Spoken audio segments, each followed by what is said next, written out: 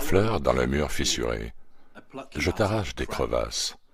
Je te tiens là, racine et le reste, dans ma main, petite fleur. Mais si je pouvais comprendre tout ce que tu es, racine, tige et floraison, je connaîtrais Dieu et l'homme.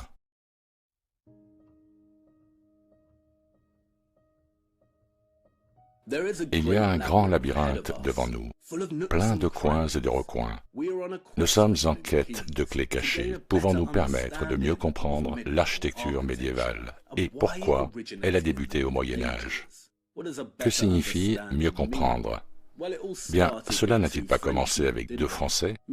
Monsieur Fulcanelli nous a dit que les cathédrales possédaient autrefois un mystère, et Monsieur Victor Hugo nous a dit que l'architecture classique, qui est apparue durant la Renaissance dans les années 1400 et qui a régné jusqu'au début du XIXe siècle, avait un programme fixé sur le remplacement et la destruction de l'architecture médiévale du Moyen Âge.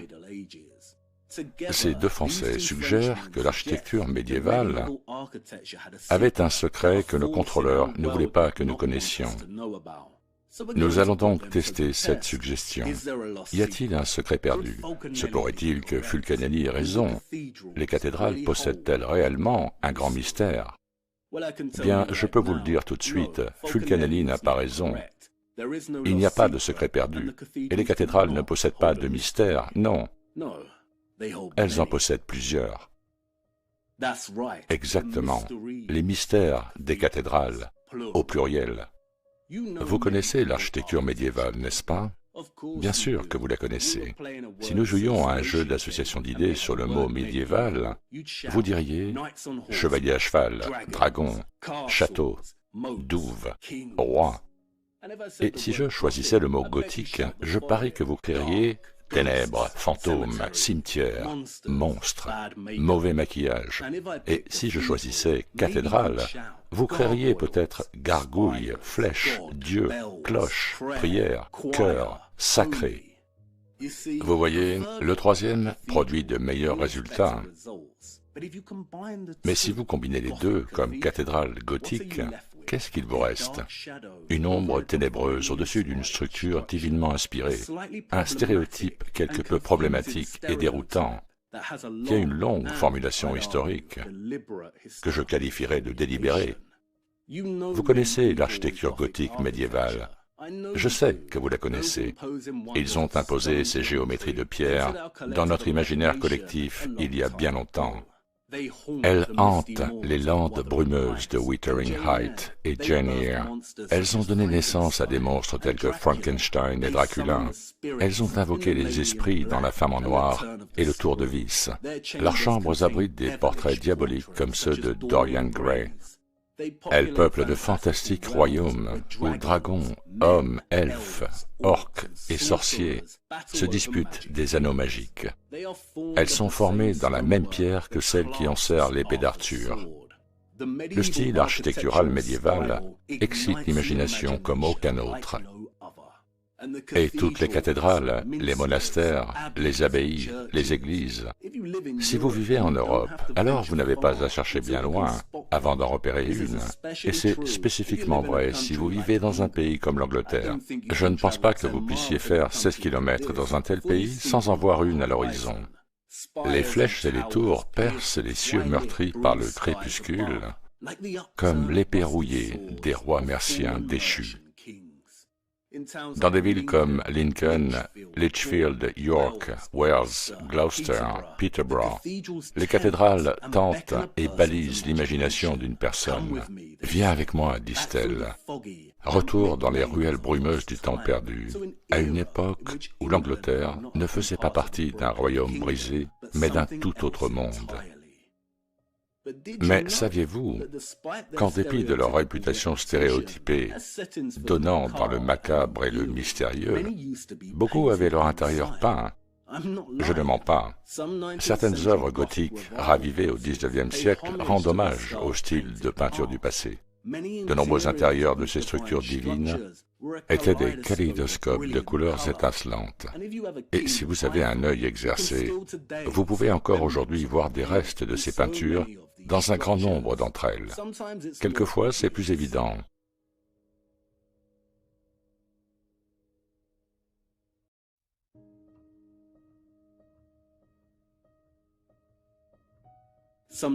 d'autres fois plus subtil.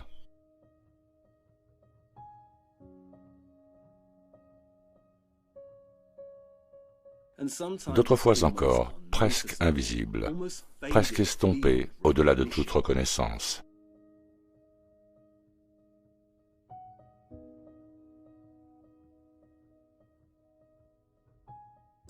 Des verts, des bleus, des jaunes, des rouges. Ils ne mettent pas l'accent sur ces peintures colorées dans leurs histoires de fantômes, n'est-ce pas? Et ce qui est encore plus frappant est ceci.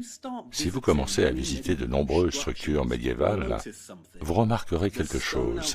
La pierre à l'extérieur, spécifiquement sur les façades externes ouest et nord, est très vieille, comme on s'y attend, n'est-ce pas? Si le monastère est vieux de 700 ans, on s'attend au passage du temps et à son empreinte, surtout les endroits peu exposés au soleil.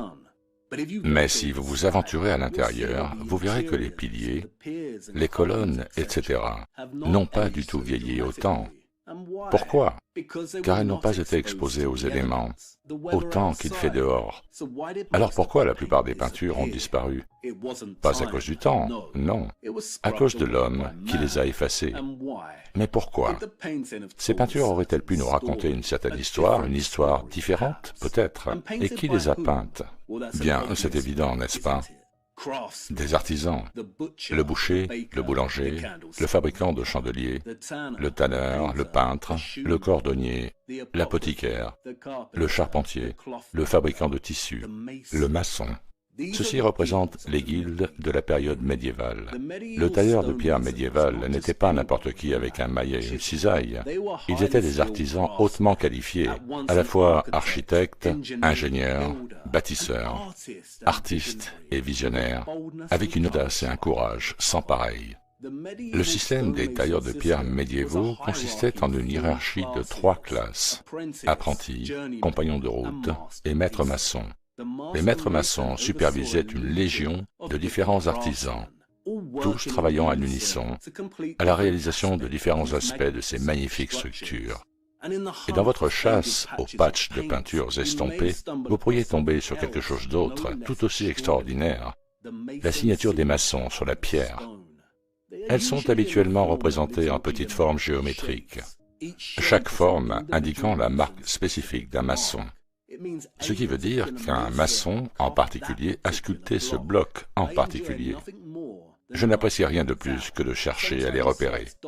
De temps en temps, celles-ci sont présentées sur site ouvertement en tant que signature des maçons impliqués, mais la plupart du temps, vous devez les chercher vous-même. Il s'agit de ralentir et de commencer à regarder de plus près. Parfois, de loin, une arche n'est qu'une arche. Mais si vous regardez vraiment, vous pouvez voir des traces du processus de travail. Des pierres numérotées individuellement indiquaient leur emplacement précis dans l'arche. Les coins et les recoins d'une vraie maçonnerie. Le monastère de Southwell est l'une de mes structures médiévales favorites d'entre toutes, et elle détient l'un des trésors les plus incroyables au monde. Sa salle capitulaire octogonale. Si vous le pouvez, alors n'attendez pas, allez le vérifier par vous-même. Les feuilles de Southwell, le travail sur pierre le plus raffiné de toute l'Angleterre. Ce n'est pas simplement une sculpture naturaliste, c'est une révérence pleine de secrets, au sein d'une vaste forêt de pierres. Les feuilles, les fruits, les fleurs, accompagnés de meutes de chiens se chamaillant, des oiseaux perchés, et pas de simples feuilles, mais des boutons d'or, des feuilles d'érable, d'absinthe, de vigne, de chêne, d'aubépine, de lierre, une rose, fleur dans le mur fissuré. Regardez les sublimes arches et capitoles. Chaque élément de pierre est un seul bloc, et les maçons ont sculpté ces feuilles à partir de celui-ci, en évidant d'une certaine manière l'espace arrière. Regardez le plafond constellé et sa pièce centrale. Et à chaque fois que l'on vient, on découvre quelque chose de nouveau. C'est plein de surprises cachées. Par exemple, ce chapiteau a un secret. Vous devez vous asseoir et lever le regard pour le repérer. Qu'y a-t-il au-dessus, derrière les feuilles, dans ce chapiteau? 2 petits cochons de pierre qui se cachent et broutent. Ce n'est pas juste Southwell. Une attention aux détails naturalistes se retrouve dans tout le travail de pierre médiévale et gothique. On le voit même honoré dans les œuvres de Renaissance. Regardez, des papillons posés sur une feuille, des abeilles bourdonnant et des perroquets faisant leur nid dans le feuillage. Il y a toujours une surprise qui attend d'être découverte. Vous voyez cette petite pépite de pierre ici? C'est une petite souris. Et que nous dit cette révérence au monde de la nature? Cela confirme-t-il l'affirmation de Francis et Joseph Giles, selon laquelle, bien que saint Augustin pensait pouvoir mieux percevoir directement Dieu à travers la foi, la plupart des penseurs médiévaux suivaient une tradition alternative, celle de Boès, qui pensait que la connaissance de Dieu pouvait s'obtenir par l'observation de la beauté et de l'ordre de l'univers. Comme l'a écrit Boès, les hommes de raison cherchaient l'origine des choses. Pourquoi les vents soupirants ont contrarié les océans? Quel esprit transforme le monde stable? Et pourquoi le soleil se lève à l'est pour retomber sous l'océan à l'ouest? Qu'est-ce qui tempère les douces heures du printemps? Qu'est-ce qui fait que l'automne fertile déborde de raisins éclatés dans une bonne année? Il s'agissait des causes secrètes de la nature. Se pourrait-il que ce soit vrai? Les Européens médiévaux croyaient-ils vraiment que le meilleur moyen de percevoir Dieu se trouve dans la contemplation de la nature? Là où le vent secoue une feuille, il y a Dieu. Dans le bruit que fait le ruisseau en dévalant des affleurements rocheux, il y a Dieu, les causes secrètes de la nature. Et puis il y a le mystère de l'homme vert, la représentation d'un homme anonyme dont le visage est soit issu de la feuille elle-même ou inextricablement lié à celle-ci, se retrouve partout dans l'architecture médiévale, habituellement placé à un endroit peu évident à voir. Il est le « Où est Charlie » de l'architecture médiévale, et vous pouvez vous amuser de site en site à essayer de le repérer. Mais que représente-t-il? Un dieu païen? Un esprit des bois? Un démon?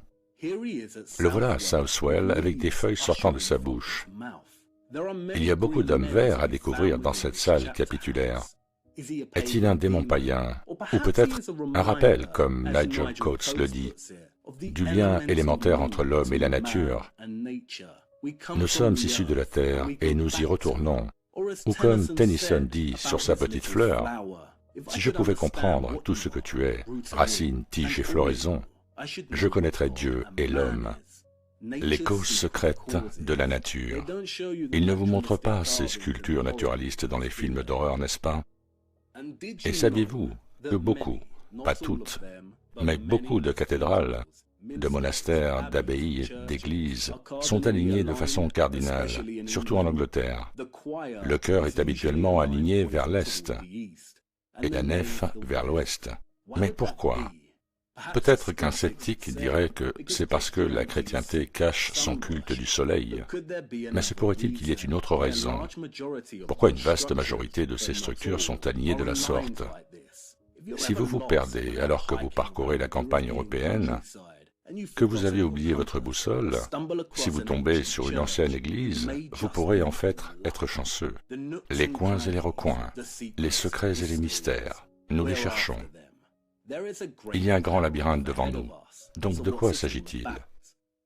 Je vais essayer de raconter l'histoire du gothique, avec une attention particulière sur le Royaume-Uni et l'Europe par extension. Mais en fait, non, ça ne le fait pas. Gothique n'est pas le mot juste. L'architecture gothique émergea au XIIe siècle et se termina au XVIe siècle. Notre enquête transcende cette période. Je vais aussi explorer ce qui existait avant. Ok, que dites-vous de ceci? Je vais essayer de raconter l'histoire de l'architecture médiévale et du Moyen-Âge avec un prisme sur l'Europe. C'est mieux, mais pas assez précis. Comme vous allez le voir, l'architecture médiévale transcende le Moyen-Âge. Nous nous intéresserons également à la fois à l'Antiquité, la période précédant le Moyen-Âge, et la modernité, la période lui succédant.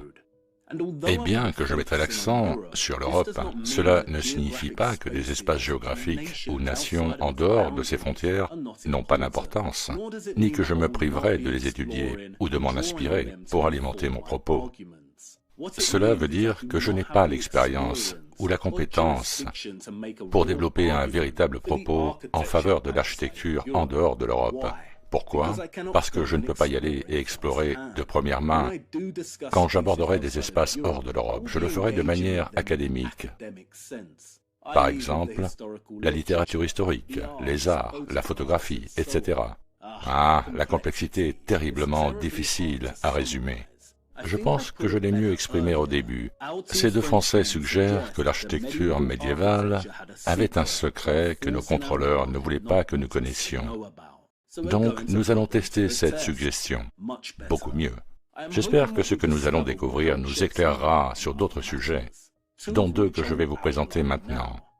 Le premier est une certaine théorie qui circule depuis un certain temps maintenant. En avez-vous entendu parler qu'il y a eu une inondation de boue ou un cataclysme qui a eu lieu à un moment donné entre le XVIIe et le XIXe siècle, qui a anéanti une civilisation antérieure, qui a construit toutes les structures étonnantes du passé. Et pas seulement ça, aussi que beaucoup de ces structures ont été construites à l'origine comme une technologie permettant de générer de l'énergie. Le deuxième est le travail d'Anatoly Fomenko. Beaucoup ne réalisent pas que le travail de Fomenko était en fait l'influence centrale dans la conception de la théorie du déluge de boue et de la réinitialisation. Nous explorerons dans le détail Fomenko plus tard. En résumé très basique, son travail consiste à dire qu'environ 1000 ans de notre chronologie sont fabriqués par le biais de copies fantômes ou de duplications d'autres événements historiques, et que l'Antiquité telle que nous la connaissons, les Romains, les Grecs, les Égyptiens, s'est déroulée au Moyen Âge. Le travail de Fomenko est fascinant et vaut la peine d'être lu, même si vous n'êtes pas d'accord. Comme vous le verrez, je suis à la fois en accord et en désaccord avec lui sur de nombreux points. À travers tout cela, je proposerai une poignée d'arguments de mon côté, concernant le Moyen-Âge et l'architecture médiévale, sur des sujets d'envergure tels que la technologie, la fabrication historique, la théologie et la spiritualité, les politiques économiques et sociales. Et il est utile de souligner maintenant quelques questions centrales et primordiales que j'ai l'intention de poser et d'étudier. La naissance de l'architecture gothique au XIIe siècle prouve-t-elle que la véritable révolution industrielle en Europe s'est en fait produite au Moyen Âge?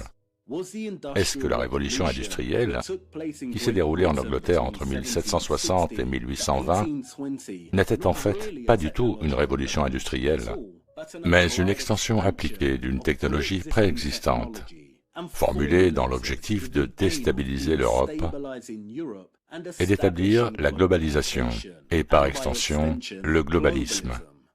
Y a-t-il eu une tentative d'entreprendre la globalisation durant le XIVe siècle qui échoua et qui résulta en une fin catastrophique du Moyen Âge? Si c'est le cas, d'où vient l'échec? Bien, tout ça a l'air un peu sérieux et ennuyeux, n'est-ce pas? Mais vraiment, essentiellement, comme je l'ai dit plus tôt, nous sommes en quête de clés pour tester la suggestion de ces deux Français.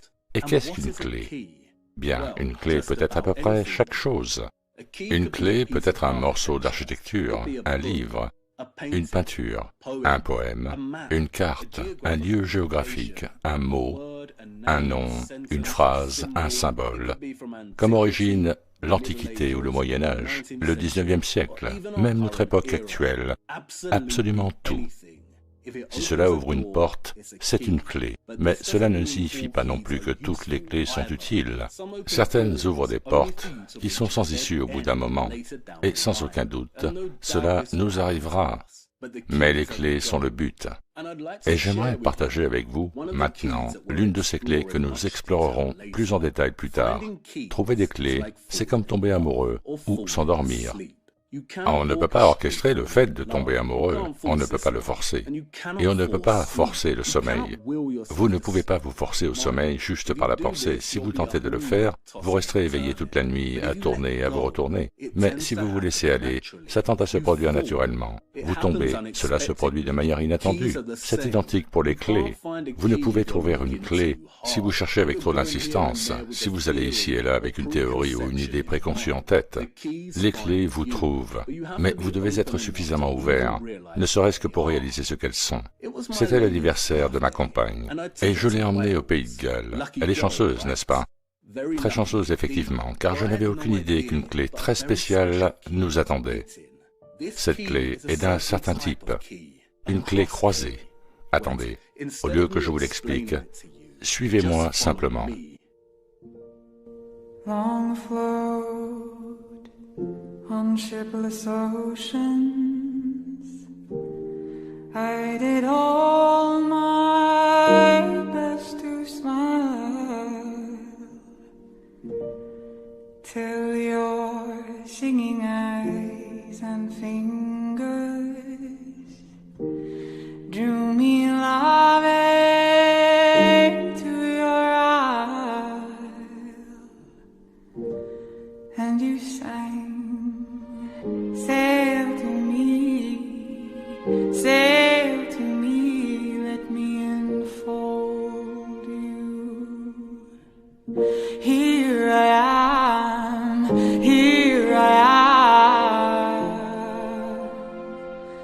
waiting to hold you.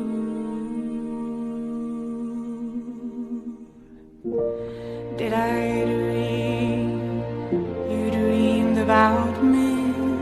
Were you here when I was forced out?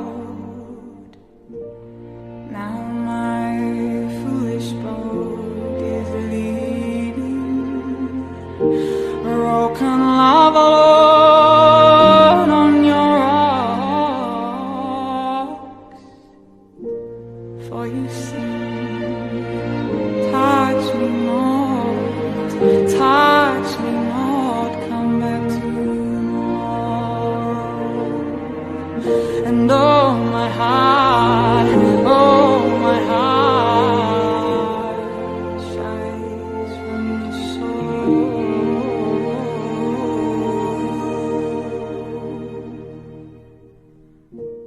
While I'm as puzzled as a newborn child, I'm as riddled as the tide. Should I stand amid the breakers, or should I lie with death my bride? Hear me sing, swim to me, swim to me, let me enfold you. Here I am, here I am, waiting to hold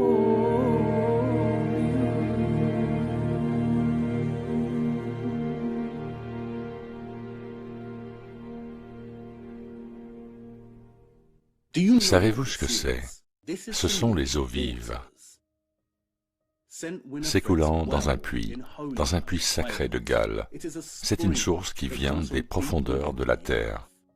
Et regardez, elle bouillonne magnifiquement à l'intérieur de cette structure gothique, comme les étincelles d'une étoile avant d'arriver dans cette retenue. Les eaux vives. Il est dit qu'en 1189, Richard Ier est venu sur ce site prier pour le succès de sa croisade. Un site de pèlerinage pendant presque 1000 ans, d'histoire connue. Le puits sacré est un puits qui attire. La source produit une eau de guérison miraculeuse, dont les témoignages, selon Paul Burns, remontent au début de la période médiévale. Les eaux vives, provenant des profondeurs de la terre. Et regardez au-dessus de la source, regardez cette structure. Ces sources particulières sont très répandues au Royaume-Uni, la plupart aujourd'hui oubliées et hors de vue. Mais pas toutes. Dans une région nommée le Derbyshire, ils pratiquent toujours le rituel chrétien de l'habillage des puits, qui date du Moyen-Âge. Et à nouveau, il est dit que les eaux de cette source produisent des guérisons miraculeuses. Le site de ce puits sacré a aujourd'hui mis du chlore dans l'eau de sa source. Quelle immense honte! Une clé croisée, cela ouvre deux portes. Quelles portes? Bien, premièrement, nous avons la preuve de la présence d'eau vive dans une structure gothique. Et quoi d'autre? La boue. Regardez un peu plus près et réinitialisez votre esprit. Que se passe-t-il si j'élève le sol ici? Que nous reste-t-il? Un chemin herbeux menant à une église et à une petite chapelle. Qu'y a-t-il sous vos pieds? Le déluge de boue en tant que cataclysme mondial isolé est une théorie très faible. Et dans Stolen History Reality Check, Thomas Christian Leibel vous taquine quand il se demande si le déluge de boue pourrait ne pas avoir été un événement isolé, mais quelque chose qui s'est produit plusieurs fois dans notre histoire. Et quelle excellente question! Il n'y a pas eu de déluge de boue au Royaume-Uni, mais quelque chose s'est certainement produit plusieurs fois au cours des derniers siècles. Regardez encore, élevez le sol. Avez-vous déjà envisagé la pose d'un ponceau? Un ponceau est une structure artificielle qui permet à l'eau de franchir un obstacle. En substance, c'est une voie d'eau souterraine, un égout. Il y en a de toutes les tailles. Elles peuvent être utilisées pour rediriger l'eau, pour les égouts, voire pour le transport, et cela existe depuis des siècles. Il faut déplacer beaucoup de terre pour construire des ponceaux. Quand on les trouve sous les routes, ils sont généralement vides. Qui a construit les routes? Dans les rivières perdues de Londres, Nicholas Barton nous dit « Il existe inconnu de la plupart des Londoniens tout un système de rivières souterraines sous les rues aussi complexes et mystérieuses que celles qui se déversent de grotte en grotte au cœur des Pyrénées. » Il n'y a pas eu de déluge de boue au Royaume-Uni. Non. Il y eut un enterrement, peut-être plusieurs enterrements, depuis la Renaissance, commençant avec la suppression du médiéval. Le sol est toujours surélevé autour de ces structures médiévales. Un déluge de boue ne serait pas aussi sélectif. Mais quelquefois, comme avec le puits sacré, le sol n'est pas surélevé pour recouvrir toute la base de la structure, et il y a des indices. Voyez ici, qu'y a-t-il à l'intérieur? Une crypte, ou peut-être quelque chose d'autre. Existait-il une guilde perdue? Qui étaient les cisterciens? Étaient-ils vraiment des moines? Rivaux, Tintern, Buildwas, Furness, Fountains, les abbayes cisterciennes. Qui les a dissoutes? Qui les a détruites et enterrées? Les eaux vives, les causes secrètes de la nature, enterrées il y a longtemps et maintenues cachées, même dans un endroit comme Londres. Uwe Fanborg le dit merveilleusement bien. À nos pieds, elles sont couchées, les petites rivières souterraines fermentées de Londres. Effra, Graveney, Falcon, Quaggy, Wandle, Walbrook, Tyburn, Fleet, dont les noms sont défigurés, effilochés, effacés.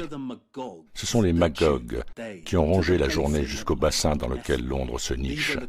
Ce sont les courants qui ont ciselé la ville, qui ont lavé les vêtements et fait tourner les moulins, où les enfants ont bu et les saumons ont nagé, et où les puits étaient sacrés. Elles ont été enfouies, mises en boîte, comme l'assistante du magicien, enterrées vivantes dans la terre, oubliées comme les morts. Mises en boîte, oubliées comme les morts, enterrées comme les morts. Où enterre-t-on les morts? Tennyson a écrit son poème « Fleurs dans le mur fissuré » à Wagonis Wells, dans le East Hampshire, en Angleterre. Il y a une série d'étangs artificiels reliés par des ruisseaux. Les étangs ont été créés au XIXe siècle. Il y a tellement d'exemples de ce genre partout dans le pays. Vous voyez, tous ces cours d'eau et ruisseaux provenant de la source devaient aller quelque part. On ne peut pas juste les arrêter, ils doivent être redirigés, pompés, transformés en fontaines et contrôlés. La création de nombreuses demeures seigneuriales anglaises au XVIIIe siècle sert d'exemple du détournement, de la transformation et de la révision du système hydraulique médiéval. Quand on parle du Moyen-Âge, beaucoup de choses nous ramènent à l'eau. Avez-vous déjà vu ce plan médiéval de la cathédrale de Canterbury? Pouvez-vous voir les lignes jaunes, vertes et rouges? Savez-vous ce qu'elles sont? C'est un système hydraulique pour les fonds baptismaux. Il traverse toute la structure. J'ai trouvé de nombreux indices qui en attestent et qui soulignent la communion naturelle entre l'architecture médiévale et les eaux vives. Mais seulement en Europe, et d'abord au Royaume-Uni. Comme je l'ai dit, je n'ai pas l'expérience du reste du monde. Mais quelle proposition incroyable! Imaginez que les personnes du monde entier puissent partir à la chasse au trésor dans leur propre pays, région ou ville, pour étudier la présence potentielle d'anciens cours d'eau et de sources, pour examiner s'ils interagissent avec leur propre histoire médiévale et architecturale, et s'ils ont été mis en boîte comme l'assistant d'un magicien. Les coins et les recoins, les mystères du passé. Le labyrinthe nous attend. Mais vous hésitez, n'est-ce pas? Personne ne sait ce qu'y pénétrer veut dire. Georges Louis Borges l'a le mieux défini dans une histoire courte, Les deux rois et les deux labyrinthes, dans lequel le roi babylonien ordonna à ses sujets de lui construire un labyrinthe, si déroutant et si subtil que l'homme le plus prudent ne se risquerait pas à y pénétrer et que ceux qui le feraient s'y perdraient. Chaque pas que nous faisons dans ce labyrinthe est un chapitre, une enquête, un portrait, un puzzle, un paradoxe, un casse-tête. Nous essaierons de les découvrir pour les examiner, mais il n'y a pas de garantie. Nous allons jouer aux devinettes dans le noir, et je ne peux vous assurer que nous allons les résoudre. Quel est le but d'un labyrinthe? Que vous vous perdiez. Et cela vous questionne, n'est-ce pas? Pour quelle divine raison qui que ce soit voudrait-il pénétrer une structure aussi effrayante? Tout simplement pour se délecter de son propre désarroi. Il est temps de commencer. Oh, j'ai presque oublié, une question importante. Vous n'avez pas la phobie des minotaures, n'est-ce pas? Non? C'est une bonne nouvelle. Il n'y a que moi alors. Ok, assez de bavardage. Allons-y. Notre premier puzzle ne va pas se résoudre lui-même.